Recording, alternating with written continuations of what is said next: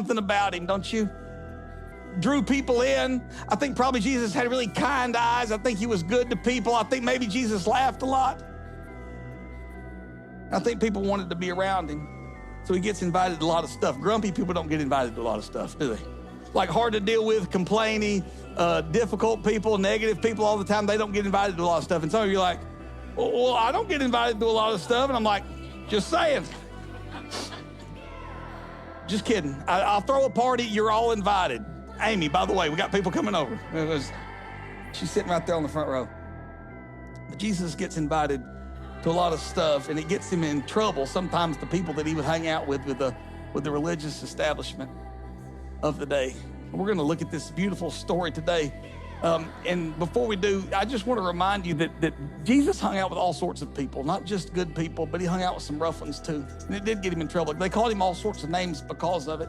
The very verse before this story that we're going to read, they called him lots of names. They called him a glutton. It says Jesus was not a glutton, but maybe because he hung out with some people that ate too much.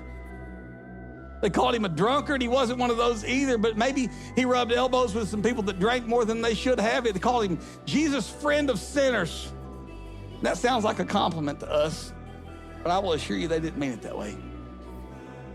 Called him friend of tax collectors. There's this great story about this guy named Levi, who would later go on to be called Matthew. He would write one of the Gospels. He was a pretty big deal, but it didn't start out so good. This guy Levi, he's just sitting there in his tax collecting booth, just collecting taxes all day, ripping people off. It's what he did for a living. And Jesus walks up to him and he says, Levi, follow me. And Levi takes off and follows after Jesus. But he didn't want to leave all of his dirty tax collecting friends behind. So he throws a big party. He invites all those people to come. Jesus came too. And the religious leaders, some of the ones that we'll look at today in this story, they hated it and they came at Jesus. Why would you hang out with sinners like these people? Jesus looked at them and he gave them one of the greatest lines in all the Gospels. He said, because the well have no need of a doctor. Such a great line. He said, I haven't come for the righteous. Like the self-righteous people like you who think they don't have much of a need of me in the first place. I've come for the unrighteous. He says, I came for sinners. Aren't you glad? Grateful this morning that he did come for sinners.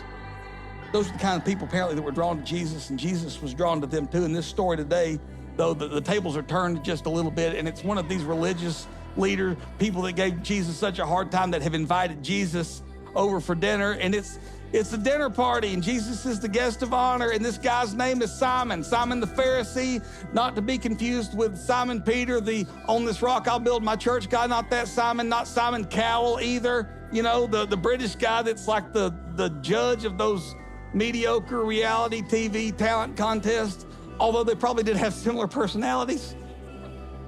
This guy, not an arrogant British guy, but he is almost certainly an arrogant, self-righteous Jewish guy. He's invited Jesus for dinner, and there's probably a lot of other important people in the room. It doesn't say, but there's all these banquet smells. It's a dinner party. All this stuff's being served like Mama's house at Thanksgiving, but what these men don't know.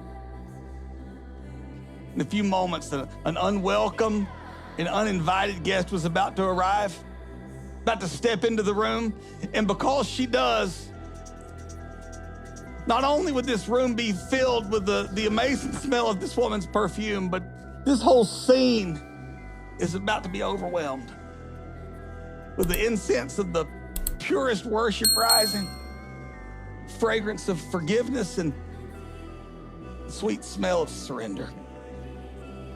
It's a beautiful story. It's traditionally known as the story of the sinful woman. Luke 7:36. It says, when one of the Pharisees invited Jesus to have dinner with him, he went to the Pharisee's house and he reclined at the table.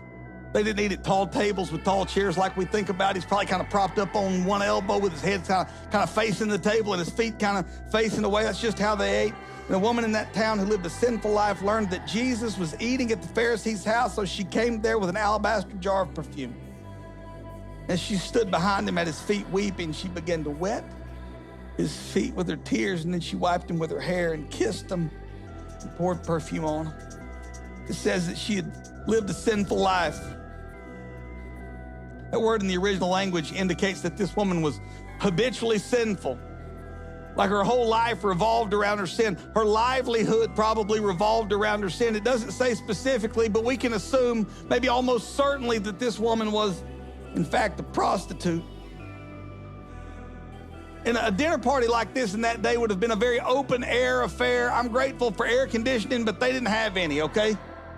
It's the Middle East, and it's hot, and the windows would have been open, and the doors would have been open, and it would have been customary for people in the town, lesser important, probably not as wealthy people, to come like entertainment and to watch, to listen, to see if they could get maybe a little bit of Pharisee gossip, and especially to hope that at the end of the night, they could take home some leftovers to feed their family. But this woman shows up, and we don't know how she knows where Jesus was going to be. It just says she learned he was there.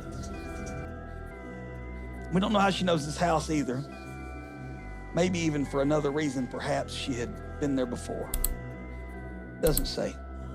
She knows where Jesus is going to be, and she knows when he's going to be there. And even though nobody invited her, she comes. Nobody invited her because she wasn't welcome there. In fact, to say that she wasn't welcome there would have been the understatement of the century. She wasn't welcome there. In fact, she probably wasn't welcome in this entire town. This is a small town of about 300 to 3,000 people. Those were the kinds of towns that Jesus ministered to. And most of you are from small towns. And you know what it's like, that everybody thinks they know everybody, and they think they know everything about everybody else. At least they think they do. So almost certainly, when this woman, this uninvited, unwelcome woman, steps into this room, these men had seen her before. They knew who she was. They knew what she was. Her reputation had preceded her into this room. She steps into this room with all these powerful, probably wealthy, self-righteous, religious men who didn't want her there in the first place. And if any of you have been victim of some sort of small town gossip or scandal, you know the weight of shame that comes, the looks that you can feel, the whispers, the labels that get applied because of some choices that everybody knows you made. And what they don't know, though, is that you would give anything if you could do it over again. If you've ever been through anything like that, you know the courage that it must have taken for this broken woman to come up into the middle of this room with all these men who thought they knew everything about her already. Yet she marches right into the middle of this scene like she was on a mission. And she was on a mission. She walks right over to the guest of honor. And it says that she brought with her an alabaster jar of perfume. And alabaster was kind of a white, translucent stone. It was soft, so it was carved into shapes easily. Could be hollowed out to make like a vase or a jar or a little box. This was probably a smaller item than we might normally think. Small enough probably that it could be worn around her neck with a cord, and this would have been the most priceless thing this woman owned. Worth more than a year's wages. And it's possible that she inherited it, but it is at least as likely that she had paid dearly in so many ways in order to acquire this bottle of perfume that many believe would have been a really important tool of her trade. But apparently this woman had no intentions of staying in business any longer. It doesn't say exactly, but somewhere along the way, this woman had had an encounter with Jesus. Somewhere along the way, maybe Jesus had looked at her like no man had ever looked at her. Somewhere along the way, this woman had heard the message of Jesus, and it had pierced her heart. It had changed her soul forever, and she would never be the same. Some scholars speculate that this woman was in fact Mary Magdalene that we see later in the book of Luke. There's no scriptural evidence that that's true at all. The Bible does not tell us this woman's name. But what the Bible does do is reveal to us her true identity. Because from this moment forward, she would no longer be defined by the choices that she had made up to this point. Forevermore, she would be child of God. Her name was no longer to be the sinful woman. Her name now was daughter of the King. Because she no longer had to be defined by her shame.